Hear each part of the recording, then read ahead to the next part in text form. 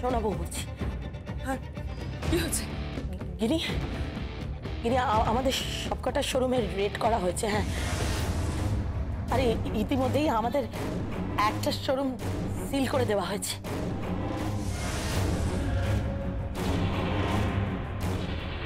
আপনি বোধহয় জানেন না যে আপনার নামেও ওয়ারেন্ট বেরিয়েছে। কি বলছেন? কি বলছেন আপনি? শোনাবো কি হয়েছে? আমার নামেও ওয়ারেন্ট বেরিয়েছে।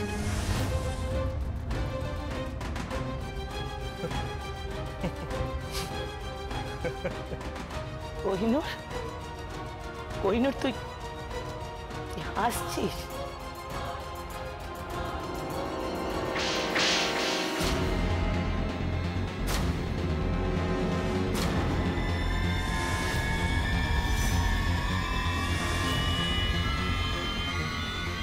মারো মারো মা, আরো মারো। এখন আর কিচ্ছু করার নেই মা, এখন পাশা উল্টে গেছে। এই জন্মের পাপের ফল তোমাকে এই জন্মেই চুকোতে হবে।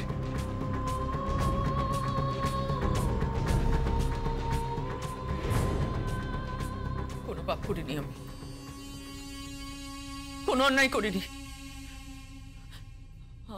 আমি অনুশোচনা করবো না। না না না না, আমি কোনো আফসোস করবো না, কোনো আফসোস করবো না, কোনো আফসোস।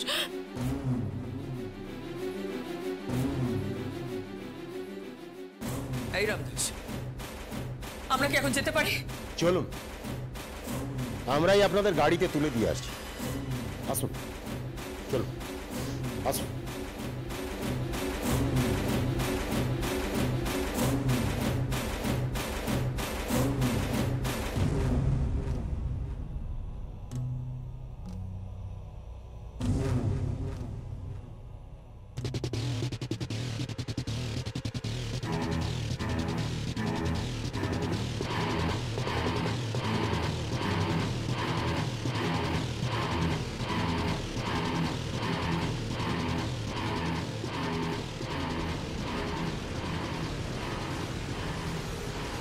গিনিবো, গিনিবো, নোলক, গিনিবো ফিরেছে?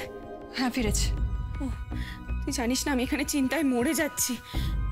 খারাপ অবস্থা তুই ভাবতে পারবি না নোলক। আমাদের শোরুমগুলোতে রেড করা হচ্ছে, সিল করে দেওয়া হচ্ছে শোরুমগুলো। গিনিবো কোথায় রে? গিনিবো,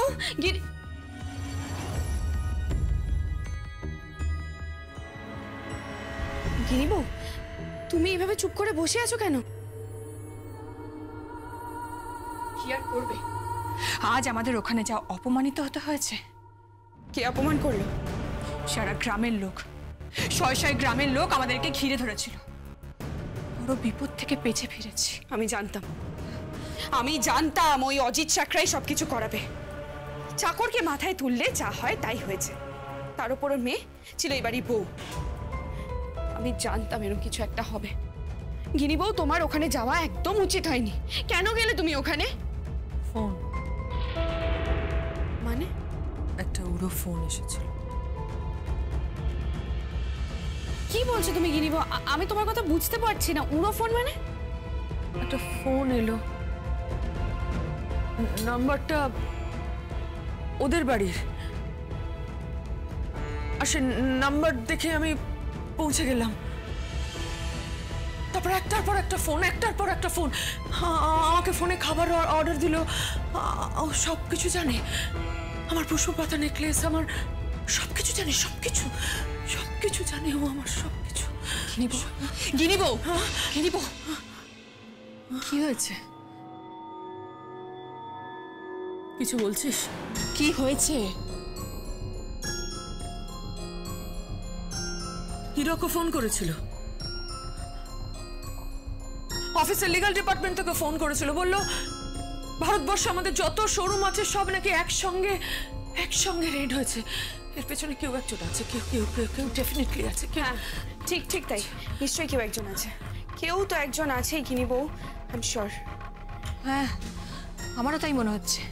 কেউ একজন পেছন থেকে কলকাঠি নাড়ছে, কেউ একজন সুতো ধরে নাচাচ্ছে, আর আমরা নাচছি। ঠিক তাই, আর যে ফোনটা করছে সে সবকিছু জানে। ফোন, আমাকে নাম্বারটা দাও তো, নাম্বারটা ট্রেস করা যাবে, আমাকে নাম্বারটা দাও। কোনো একটা নির্দিষ্ট নাম্বার থেকে ফোন আসেনি, বারবার এক একটা নাম্বার থেকে ফোন এসেছে, এক একটা নাম্বার থেকে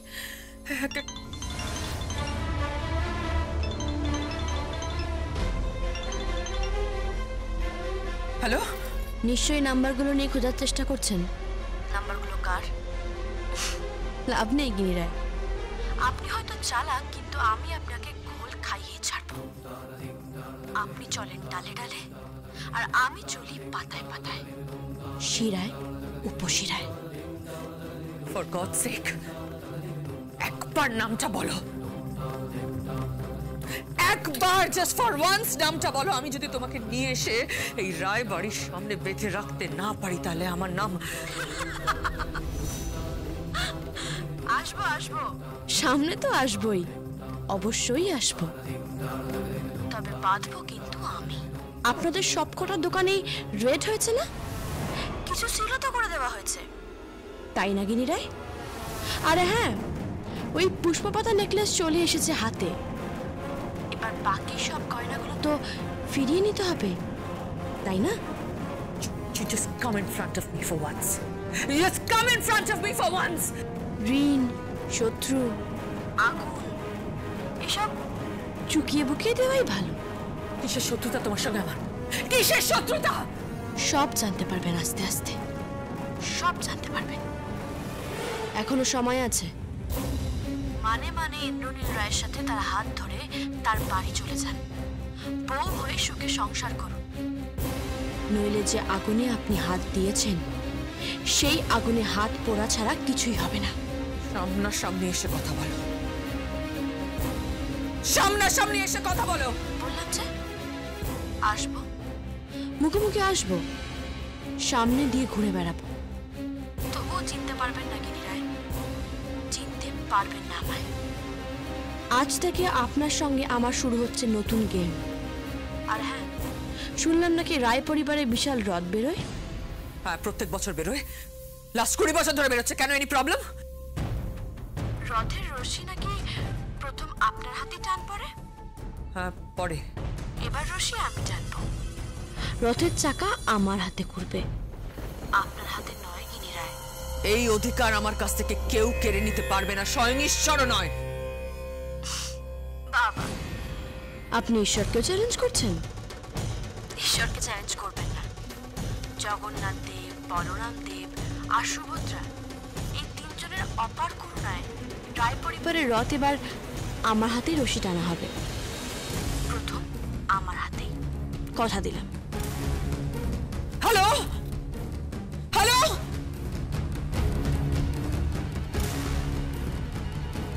কথা দিলাম। কথাটা কে যেন বলে,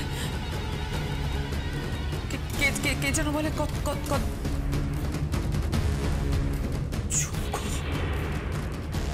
ঝুমকু, but she is dead. ও কি করে বলবে? ঠিক তাই, ওকে কোত্থেকে পাবে?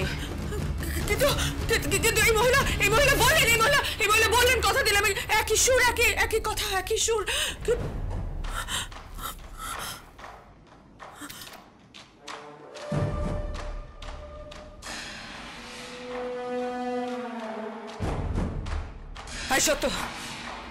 সত্য চিরুনি তল্লাশি চালাও, চিরুনি তল্লাশি।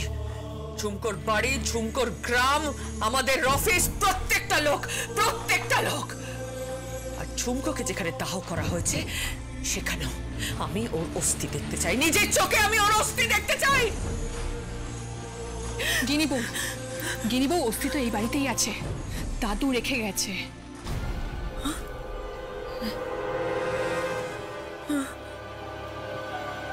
তাহলে তো নেই, তাহলে ফোনটা কি করলো? আমার মনে হয় গ্রামের লোকেরা জড়িত আছে। ওই মেয়েগুলোকে তুলে আনো, ওদেরকে প্রশ্ন করো, না হলে কিন্তু হালে পানি পাবে না।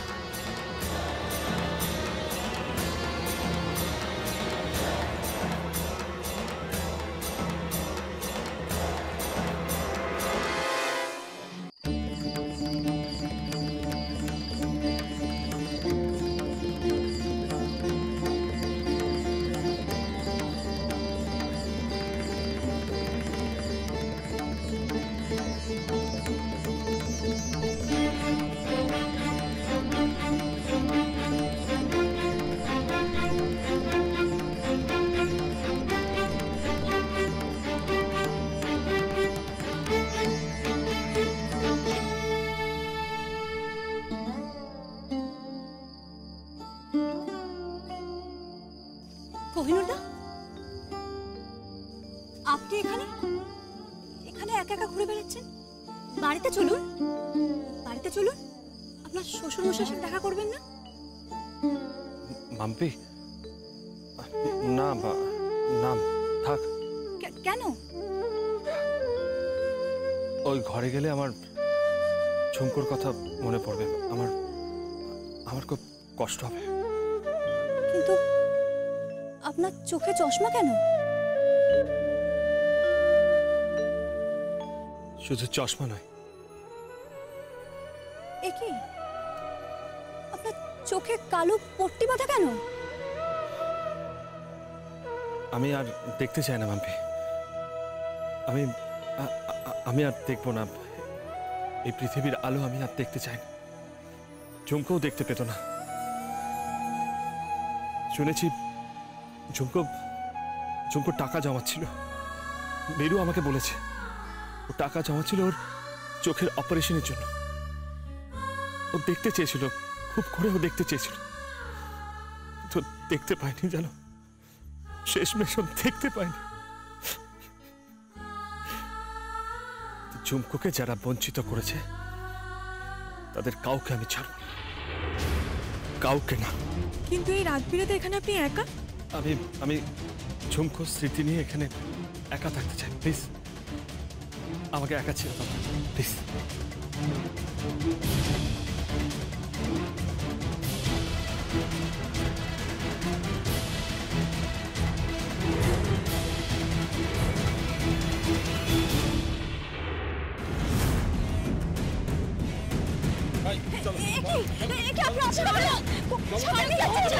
কোথায় নিয়ে যাচ্ছ? আপনারা কোথায় নিয়ে যাচ্ছেন? ছাড়ুন, ছাড়ুন।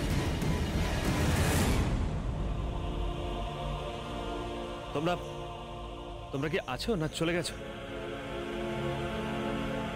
তোমরা আছো না চলে গেছো?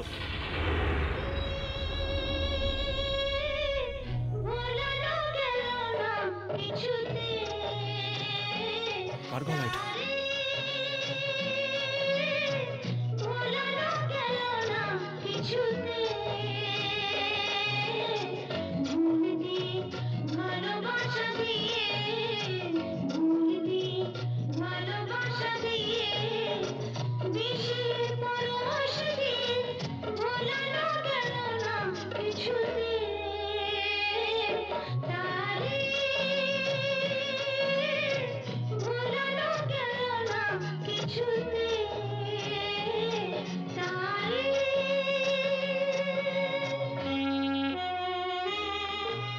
কার গলা এটা?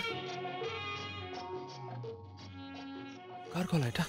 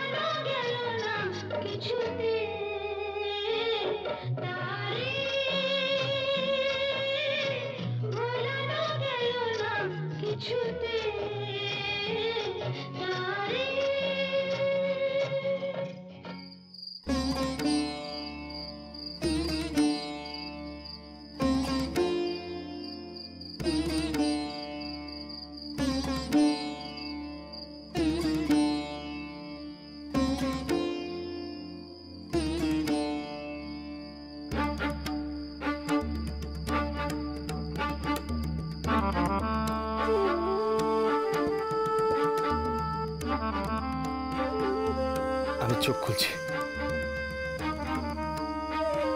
আমি যাকে ভাবছি সেই যেন হয়।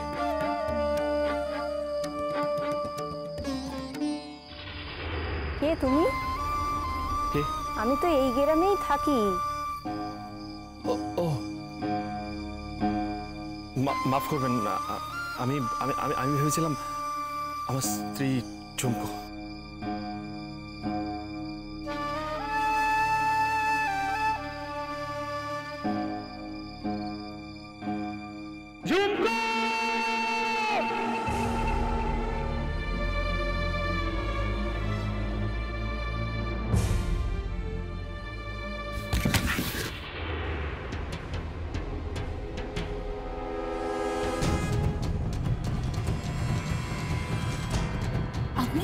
তুমি ঝুমকোর প্রাণের সখী না?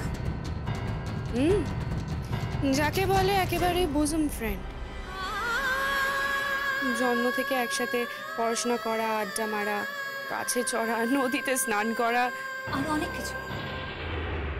একসাথে পুতুল খেলা, রান্না শেখা। কোহিনূর বাবু যখন প্রেম করতো ঝুমকোর সাথে, তখন ঝুমকোর পাশে আমি থাকতাম। দেখে এলাম কোহিনূর বাবুকে মানে বনে জঙ্গলে ঘুরে বেড়াচ্ছে। কিন্তু আপনারা আমাদের তুলে আনলেন কেন? সত্য আমরা বাইরে যাচ্ছি, তুমি তো জানো কি করে কথা আদায় করতে। যে করে হোক ওদের মুখ থেকে বার করো, ঝুমকো বেঁচে আছে না মরে গেছে।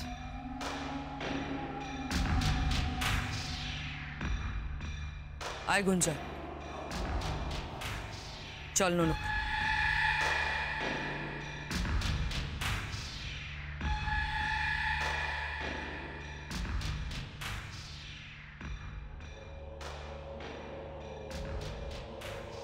ছেড়ে দিন, ছেড়ে দিন আমাদের। আপনি কিন্তু খুব বড় বিপদে পড়বেন। ছেড়ে দিন বলছি, ছেড়ে দিন আমাদের।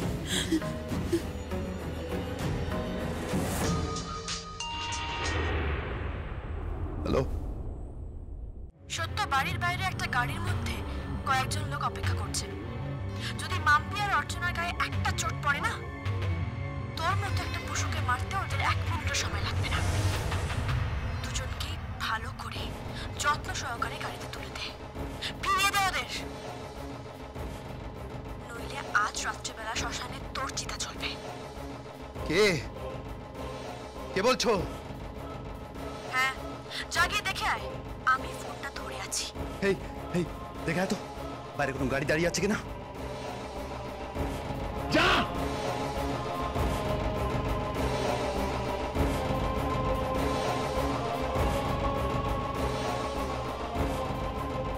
বাইরে একটা গাড়ি দাঁড়িয়ে আছে, তাতে 4-5টা লোকও আছে, প্রত্যেকের হাতে রিভলভার। কি বলছিস? ওই গাড়িতেই ওদের পাঠিয়ে দে। পাঠাচ্ছি পাঠাচ্ছি। এই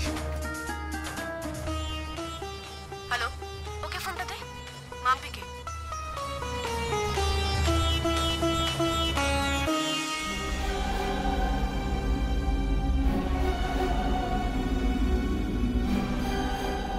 থাপ্পড়টা না মেরিয়ে চলে যাবে, শোধ নেবে না।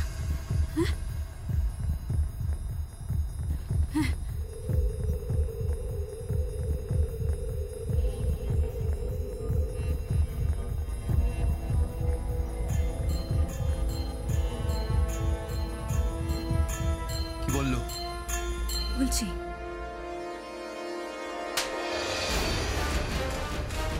একদম না, বাইরে লোক আছে, চল।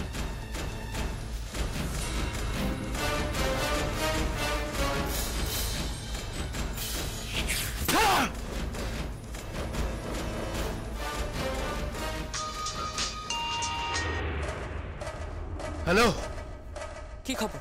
ওরা চলে গেছে। চলে গেছে মানে?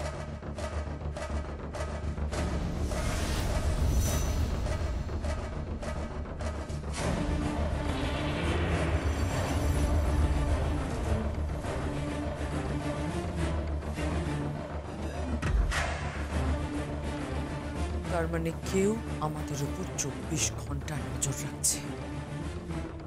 কেউ একজন নজর রাখছে, কিন্তু কে?